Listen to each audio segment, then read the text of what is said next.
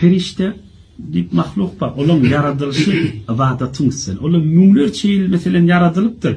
Hadir hem şol Subhan Rabbiyel Azim diptu. Son yaratılışı son üstüne. Ya müngül olup secdede yatır.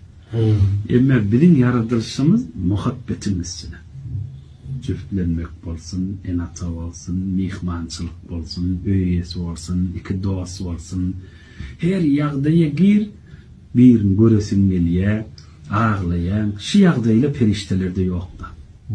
Şunun için şu yağday, periştelen yağdayından süyücü olansan, ondan gavrak olansan, insan perişteden eve geçecek. Haysi yağday, muhabbet yağday, perişteden insanın kıkken. Kabilcan haysi yağday dedim, muhabbet meydan. Olan ibadeti işli, ama insanın yürüyen bir ağlaması var, şu periştede yoktu, asla yok. Orada yangı muhabbet yok. Yaratılışında yoktu. Yaratılışında yok olsa necire olsun. Şunun için bizlerden peygamberler dörektirdi. Perişteden eve geçiptir. Muhabbet asıl yangı ibadetten eve geçiyor.